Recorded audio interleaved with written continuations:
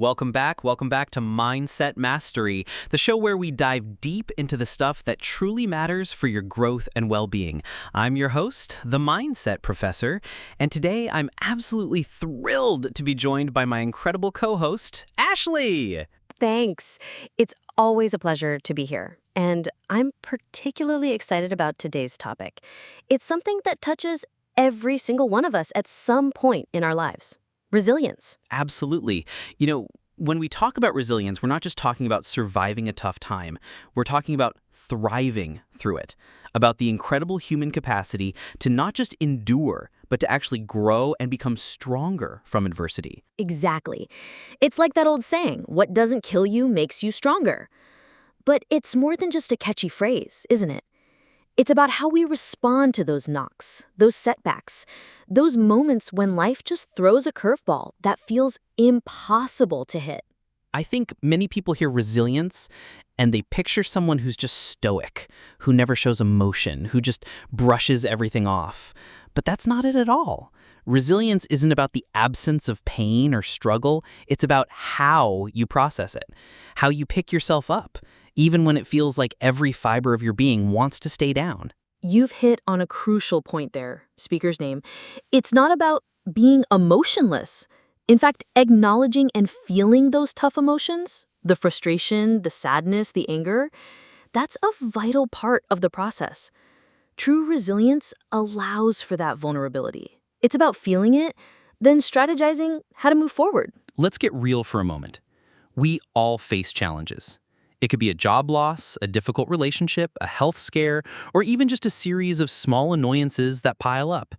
Can you think of a time, Ashley, where your resilience was truly tested? Oh, absolutely. And I'm happy to share because I think it illustrates how messy resilience can sometimes be.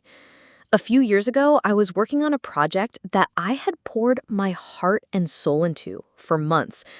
Late nights, early mornings, completely dedicated. And then, at the 11th hour, it was just scrapped, canceled. All that effort, seemingly for nothing. Oof, that's brutal. How did you react in that moment? Honestly, I was devastated. I felt defeated, a bit angry, and even questioned my own abilities. My initial reaction wasn't, okay, how do I bounce back? It was more like, what was the point of all that? I let myself wallow for a bit, and I think that's important to admit. Sometimes you need that moment to just process the disappointment. I appreciate you sharing that because I think it normalizes the initial struggle. So after that initial reaction, what was the turning point? What shifted your mindset from despair to, okay, I can get through this? For me, it started with a conversation with a mentor. They didn't just tell me, oh, you'll be fine. They listened to my frustration, acknowledged my effort, and then they asked me a simple but powerful question. What did you learn from the process, even if the outcome wasn't what you expected? That question made me shift from focusing on the loss to focusing on the lessons. That's a classic example of reframing, isn't it? Instead of, this was a failure, it became, what knowledge did I gain from this experience that I can apply moving forward? Exactly. I realized I had learned so much about project management, team dynamics, even just my own working style. Those skills weren't lost, even if the project was. And once I started cataloging those learnings, the feeling of defeat began to lessen, and a sense of, okay, what's next, started to emerge. It was a gradual process, not an overnight switch. That's so important for our listeners to hear. Resilience isn't a single event. It's a process. And part of that process often involves taking concrete steps. So what are some of those practical strategies that people can start implementing today to build their own resilience muscle? I think one of the most fundamental is developing self-awareness, understanding your emotional triggers, how you typically react under stress, and what your personal coping mechanisms are. When you know yourself, you're better equipped to anticipate challenges and respond proactively. That's so true. It's like knowing your own emotional landscape. If you know you tend to withdraw when stressed, you can then make a conscious effort to reach out to someone or engage in an activity that usually lifts your spirits. Another key strategy is fostering a growth mindset. This goes back to what we talked about with learning from setbacks. Instead of viewing challenges as insurmountable obstacles, see them as opportunities for learning and development. It's about believing that your abilities can be developed through dedication and hard work. That's a huge one, because if you have a fixed mindset where you believe your intelligence or talents are just static, then a setback can feel like a personal indictment. But with a growth mindset, it's just information. It's feedback that helps you adjust and improve. Absolutely. And then there's the power of strong social connections. Surrounding yourself with a supportive network of friends, family, or even colleagues who believe in you and can offer encouragement when you need it most. We're not meant to go through life alone, and having people in your corner can make all the difference. I can't emphasize that enough. When you're struggling, isolating yourself is often the natural inclination, but it's usually the worst thing you can do. Reaching out, even just for a quick chat, can provide that much-needed perspective or simply remind you that you're not alone. And speaking of practical steps, practicing self-care is non-negotiable. This isn't just bubble baths and massages, though those are great. It's about ensuring you're getting enough sleep, nourishing your body with good food, and engaging in activities that bring you joy and help you recharge your mental batteries. When your physical and mental reserves are low, your capacity for resilience diminishes significantly. That's a truth bomb right there. You can't pour from an empty cup, as they say. If you're constantly running on fumes, every small challenge feels like a mountain. So prioritizing your well-being isn't selfish. It's essential for your ability to bounce back. Another powerful tool is developing problem-solving skills.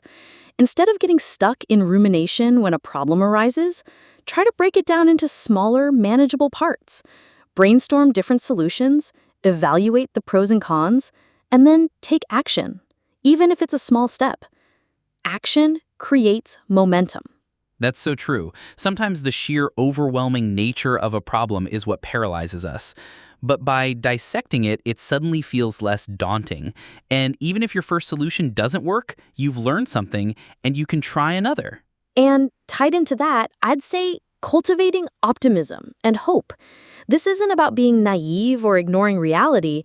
It's about maintaining a realistic but positive outlook, believing that good things can happen and that you have the ability to influence your future.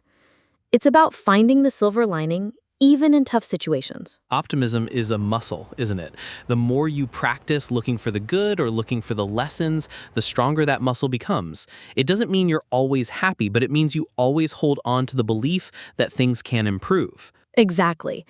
And finally, I'd add purpose and meaning. When you have a strong sense of purpose, something bigger than yourself that you're striving for, it can provide immense motivation to push through adversity. It gives context to your struggles and reminds you why you're fighting. That's profound, Ashley. Knowing your why can often get you through the how. When you're clear on what truly matters to you, setbacks become less about personal failure and more about obstacles on the path to something meaningful. So we've talked about what resilience is, shared a personal story, and discussed practical strategies, but let's take a moment to address something important. It's okay not to be okay sometimes. Resilience isn't about pretending everything is fine. Absolutely. In fact, one of the most resilient things you can do is to acknowledge when you're struggling and to seek help if you need it, whether that's talking to a therapist, a counselor, or even just a trusted friend. Vulnerability in seeking support is a sign of strength, not weakness. I couldn't agree more. And it's also important to remember that building resilience is an ongoing journey. There will be times when you feel incredibly strong and capable, and other times when you feel fragile. It's about consistently practicing these habits and being kind to yourself through the process. Life will always throw challenges our way. That's a given. But the beautiful thing about resilience is that it's not some innate quality you either have or you don't. It's a skill set that can be developed and strengthened over time. Every time you face a challenge and choose to learn, to adapt, to keep moving forward, you're building that muscle. So for our listeners today, if you're going through something tough right now, remember that you possess an incredible capacity for resilience. Start small. Identify one strategy we discussed today that resonates with you and commit to practicing it. Maybe it's reaching out to a friend, journaling about your feelings, or just taking a few deep breaths when you feel overwhelmed. And celebrate those small victories. Every time you choose to bounce back, even if it's just a little bounce, you're becoming stronger. You're proving to yourself what you're truly capable of. And that, my friends, is incredibly powerful. Well said, Ashley. This has been an incredibly insightful conversation. I truly hope it has provided some comfort, some practical tools, and a renewed sense of hope for everyone listening. Me too, Prof. Remember, your struggles don't define you. Your ability to rise above them does. Whew. On that powerful note, that's all the time we have for today on Mindset Mastery. Thank you so much for tuning in. Until